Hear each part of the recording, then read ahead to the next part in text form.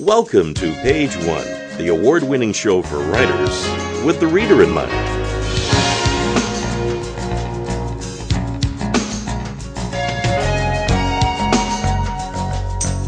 That draws the reader along, just like fiction.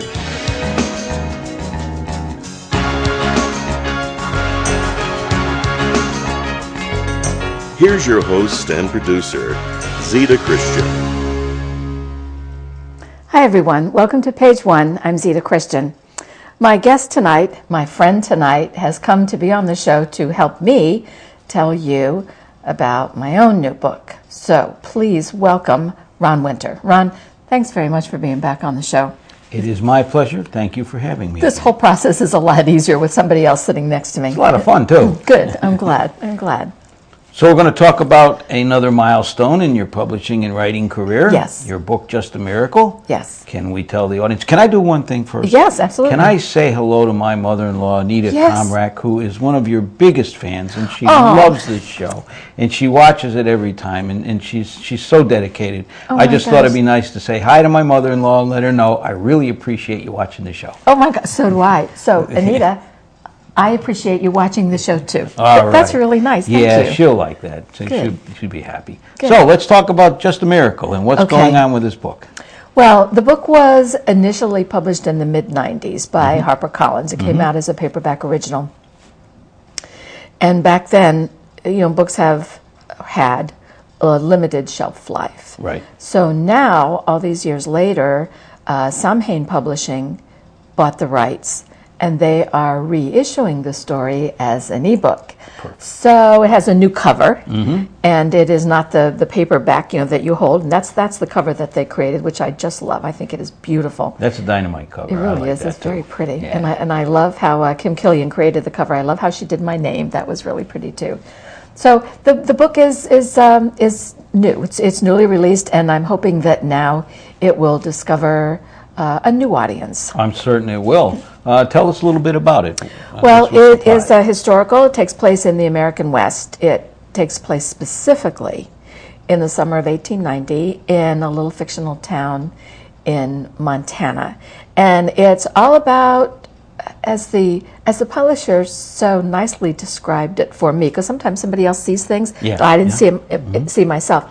So they said, well, we think your book is about magic and miracles. And I said, I like that. Yeah. Magic and miracles, and how the combination of magic and miracles unmasks a woman's past, how it charms a charlatan, who's the hero in the story, and transforms this little mountain town.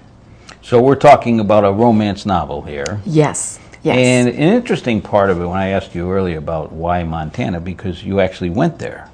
I did. I have a, I don't know if it's an insecurity on my own part as a writer, and I think maybe some of it comes from there, or just the desire to make sure that what I write rings true. So that even though the town has changed, I mean, obviously we're talking more than 100 years ago when this story took place, but I like to go physically to wherever it is I'm writing about. So with Band of Gold, Dick and I went to Alaska. I have to say, we went to Alaska first, got the idea while I was there, and wrote the story. And then with First and Forever, it was a story that took place in South Dakota, a place I knew well from my childhood, from going out there to visit my grandparents. And then we took a trip to Montana, and because I knew I was going to be taking this trip, I started doing some research and decided to set a story there, so that when I got there, I could not only enjoy vacation, but I could do some research, and it makes me feel that I'm bringing some verisimilitude to the setting, because I figure if the reader doesn't believe in the setting, she's not going to believe the story. If you write from an authentic point of view like that, where you've actually been there and actually seen it, you're doing two things. You're describing something for a reader that's actually real. At least the landscape will be real, if not the actual streets of the town. And for people who live there, they're going to be able to say, "Oh yeah, we know just exactly where she's done it." So you're really doing a good thing for your readers. You're lending some authority and authenticity to your writing. And I really wouldn't call that insecurity. I'd call that professionalism. I like that. I like it. Yes, it's my professional approach. Tell us about the characters. Who do we have here now? Well, The main character is a woman named Brenna Macaulay, and she is a pharmacist. And back then, the story takes place during the summer of 1890. And at the time, there was one school of pharmacy for women. And just about that time period, there was a lot of pressure to admit women into regular pharmacy schools. And she was one of the last people in a class of this women's pharmacy school before the larger school was opened up to men and women. For women, it was like a meeting in the back of a grocery store. Yeah. I mean, it wasn't like we think of as a college today. So her whole background is she has turned to pharmacy, to science, because she is very afraid of her heritage, her lineage from her mother before her, the mother before her, of being able to heal through an old German healing tradition spelled B-R-A-U-C-H-E, but pronounced Broca. And it is an idea of healing with chance and the phases of the moon. And she had done something in her past when she was much younger, trying to embrace her tradition, but things didn't go so well. So she figures science is the way. A bad experience. Bad experience, that we had to turn turn away from. I would turn say. away, Yeah, yes. okay. So she believes in science. That's the only thing she feels safe. If you follow the principles of science, everything is good. So now I have the hero come to town. He was the hardest hero I've ever had to write about. He is a snake oil salesman in a traveling medicine show. And I showed a friend of mine, Carla Neggers, who's multiple, best-selling author, New York Times, and very, very good friend. Carla's been on the show a number of times. And I said to Carla in the early drafts, I said, would you read this opening here? I'm opening up with the hero, and what do you think of him? She said, well, sounds kind of oily. Yeah, well, that's what you wanted, didn't you? Yeah. And I said, well, Excellent. that's in a way that's really good. But I kept looking at, well, I'm afraid that would not be a sympathetic character to the reader if I didn't explain something of his background. So I wrote a prologue to explain that a doctor had botched a medical procedure when he was a boy and left him lame. And that plays into the story. So I thought, well, that will make him a little more sympathetic than people thinking he's out there trying to fleece the crowd. Sure. And my editor said, no, ditch that prologue. We don't want that prologue. It gives away too much. And I thought, people won't like him, And she says, no, we don't want the prologue. And I listened to her, and I'm so glad I did. But anyway, he's the other. There are three main characters: the hero, the heroine, and in this story, there's a third. It's an old man. His name is Cosmos Clarion, and he is the owner of the traveling medicine show. And he rescued the hero from an orphan train when the hero was a boy.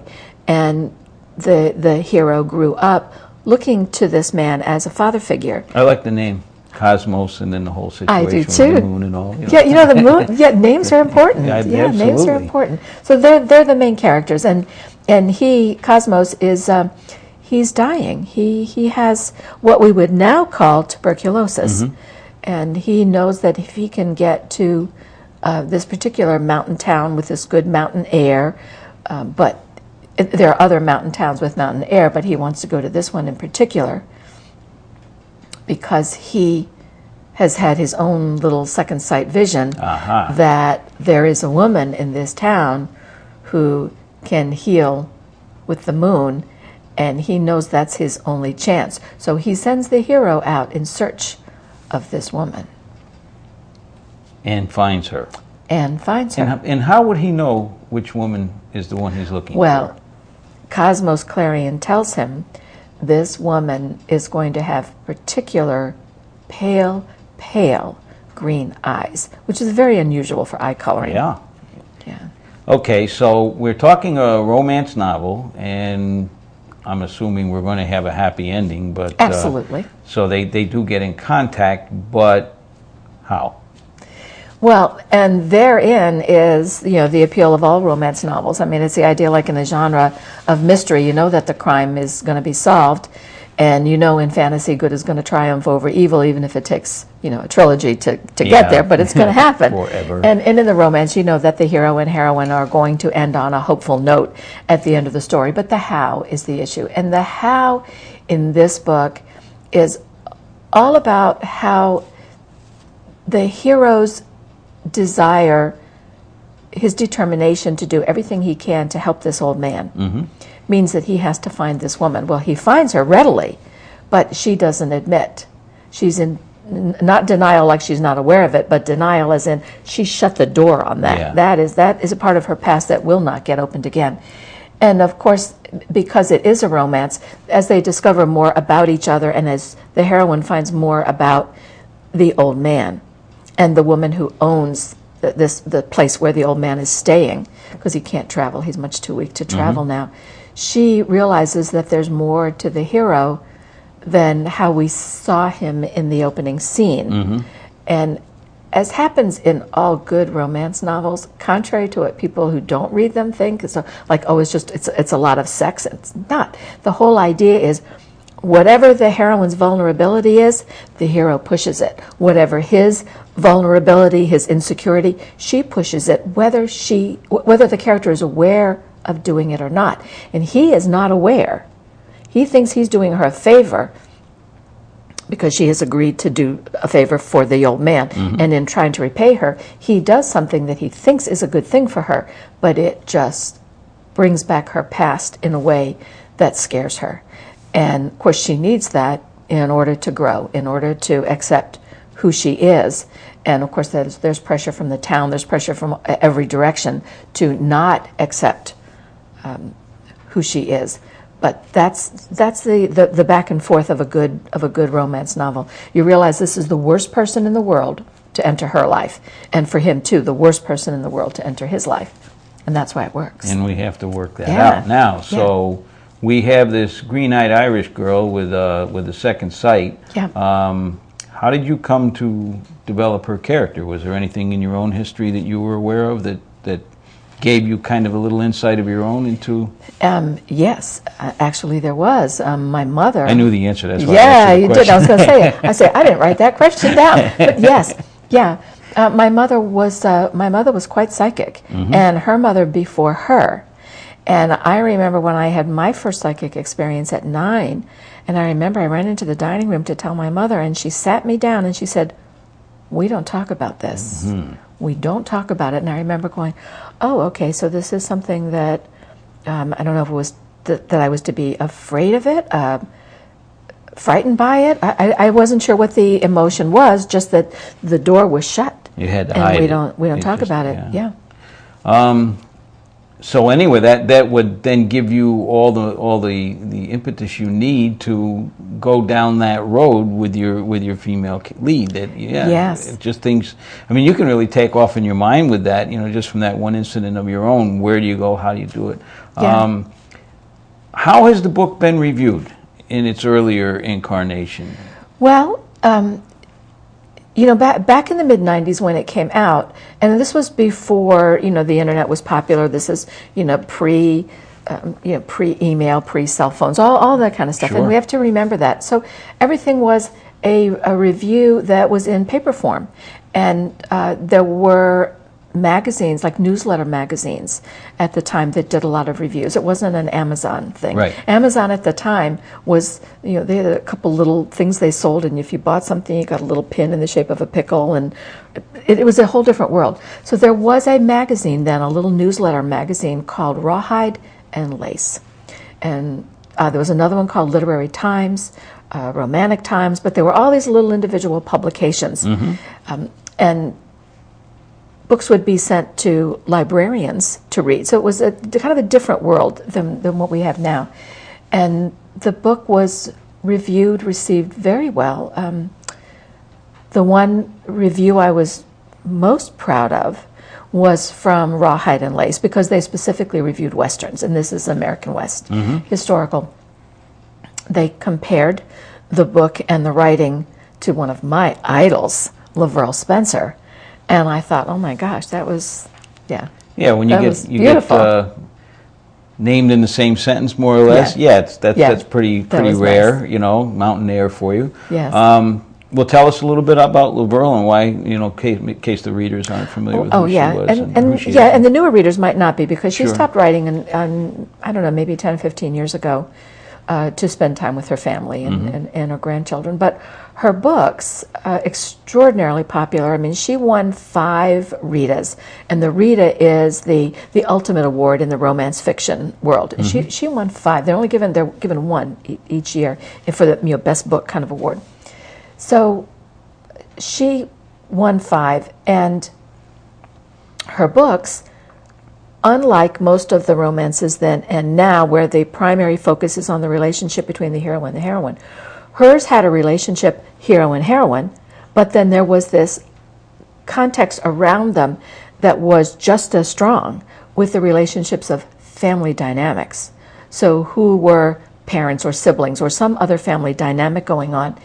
And then the other characteristic for her book, the other hallmark, was she dealt with very serious issues. Her books were not fluffy. Nothing and they weren't, you would never put them under the category of chick lit, which is, I love chick lit, it's great fun. But her books always had a serious theme, and there was the romance and then the larger familial relationships. Who are our secondary characters? Because you spoke of the family, so if you're going to go into a wider family, then you have to have other people. And Yes. a little bit on where did they come from as you were conjuring up the theme and the plot of the book here. Well, I knew that in the winter of 1887-88, there had been a horrible blizzard out there, because I used that in the book First and Forever. That story takes place during that period. And I knew that there had been a blizzard, and that there had been a lot of people had lost everything if they had invested in cattle. And after that, a few years after that, there were a number of people who came over from England, particularly, well, Europe, but particularly in England, wealthy people, to buy up land because you could get it cheap then. So I have this man who is very wealthy. He comes into this small town. His name is Lord Austin Halliwell, and he has deep pockets, and he is looking to buy up land, and he creates a scenario, though initially it's not his intent, it just kind of works out this way, where this little town that my story takes place in, Coventry, it's a fictional town, but it's modeled on the actual town of Whitefish. Took a little literary license in terms of when the town was founded, but it's in that area, in the Bitterroot Mountains. And because of what he wants to do financially, he winds up setting a competition between 2 towns. And this is the man who holds the purse strings. So he's one character. His daughter is one of my favorite characters in the story. She's a little girl, she's 6 years old. Her name is Phoebe. And Phoebe is a name that means the sun, from Phoebus, the sun god. So Phoebe is a little girl, 6 years old. Her mother died in childbirth, and Phoebe has what we know now as Down syndrome. Okay. It was not known by that name back then, but what was known and what was expected was that if you had a child with what we know as Down syndrome, that child would be institutionalized. That child would be a shame to the family, and the child should be put away. Well, Lord Halliwell, for all the commotion and everything that he causes in the town, and he's not a villain, but he does create some conflict. He is a devoted father, and he loves this little girl, and he has no intention of having her go anywhere. So that relationship, and the heroine in the story winds up being this surrogate mother to this little girl. And Halliwell loves the heroine as well. She does not reciprocate that. So here comes the hero, and despite their best intentions, the sparks start flying, and Halliwell now looks at this man as competition, and he sets up a scenario to try to get rid of him. So we have a conflict. a number of them. Without yes. which we would not have a romance That's novel. right, yes. Well, the real conflict is between the hero and the heroine. I mean, he only believes in the dollar. It's like, if money can buy it, then it's good. If you don't get money from it, it's useless. And she believes in science, and you follow the rules and the principles of science, and that's what, is the only thing that's worthwhile. And then you have the old man who is saying, no, there's a magic, including the magic of love. And it's his influence that brings them together. Has anyone ever compared your books to, even though it's a different genre, to Louis L'Amour? If not, let me be the first, because I love Louis L'Amour. He was the greatest Western writer. Him and Zane Grey wrote in the same genre, but differently. Yeah. And some people might say it was formulaic. I don't think so. I think there was a lot. I know for a fact Louis L'Amour did a lot of research, personal, physical, out in the field research for his books, just like you're talking about. Yeah. And there were certain things you had to write because you're in that genre, but I'm hearing Louis L'Amour from a different. You. Oh, absolutely. Wow, I mean, that's really nice. It's good reading, And there's certain things you expect, and like we were talking earlier, and on another show actually, that there's certain places you don't go within your genre because it's not accepted by the readers, and we can handle that as writers. Absolutely. But what you've just pointed out here is that a lot of research into a lot of different areas went into developing the characters for this book. It's not you just sit down and bang it out.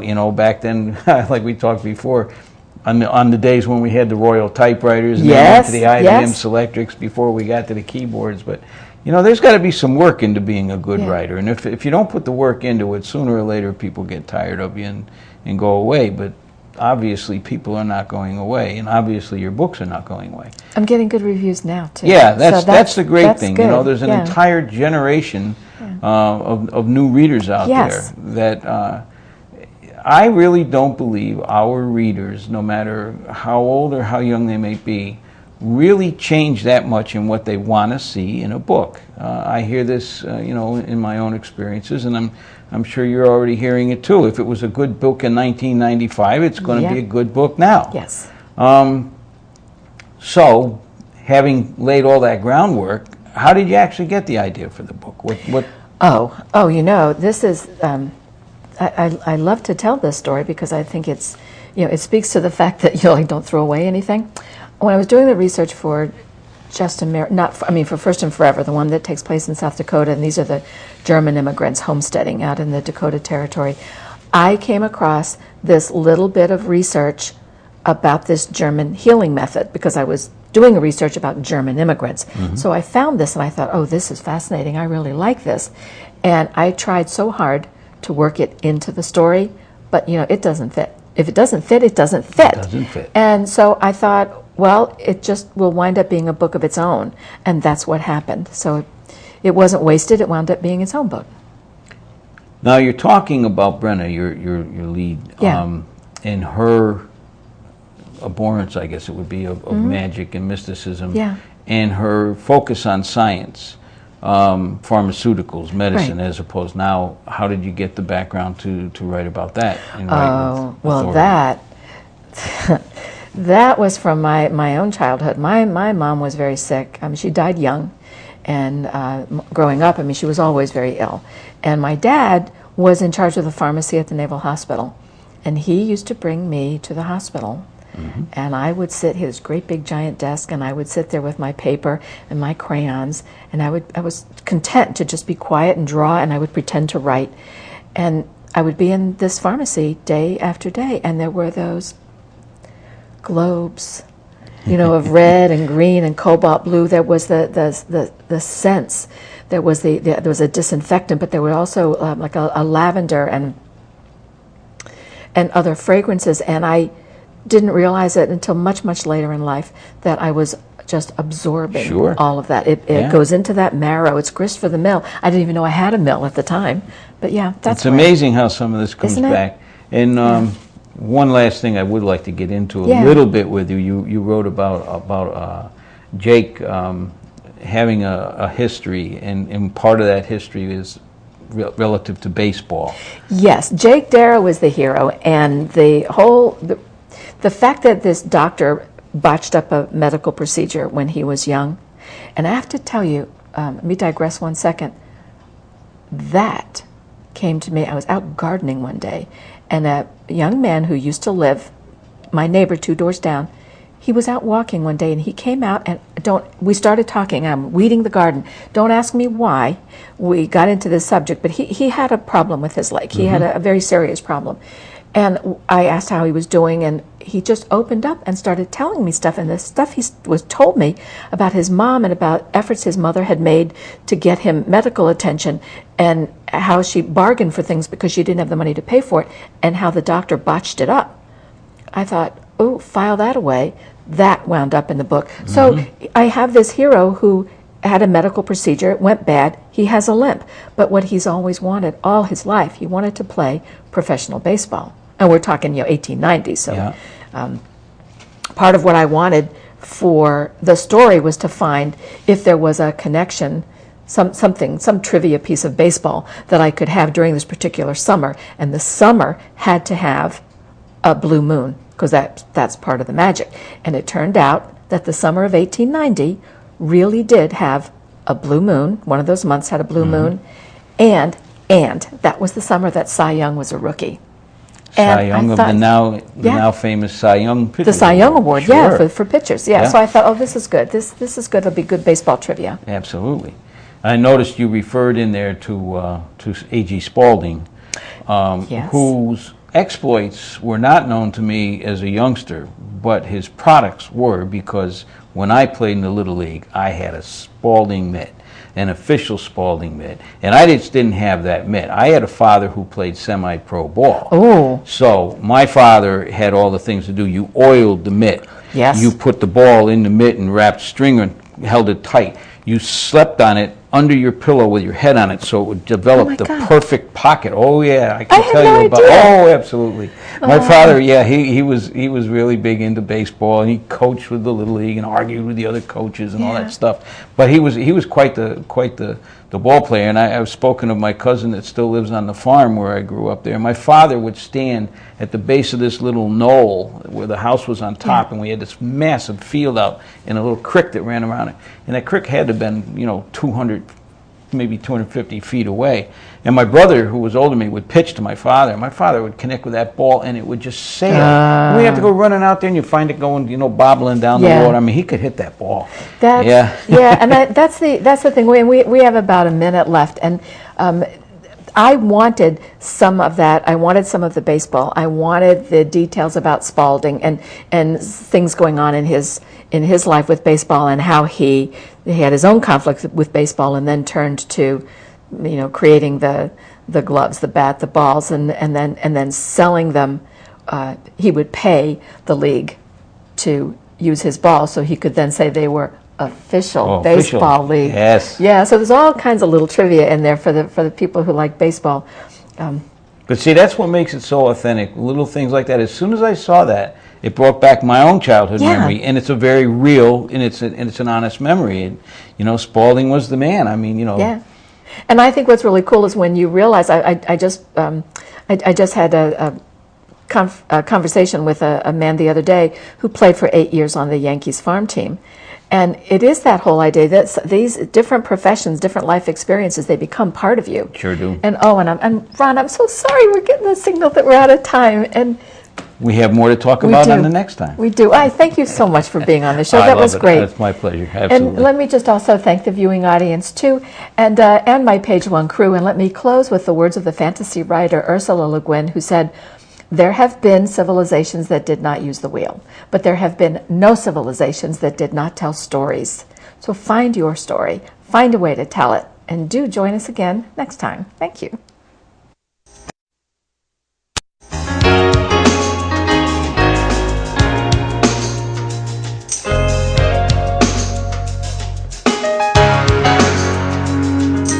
Food for the crew and guests is provided by Manchester Grill of Manchester, Connecticut, and Angelo's Restaurant of Glastonbury, Connecticut. We welcome your comments and suggestions. Please email Zita at zitatv.com or write to Zita Christian, Page 1 TV, P.O. Box 1515, Manchester, Connecticut 06045-1515. You can watch this and other episodes of Page One on youtube.com/Zeta3x3.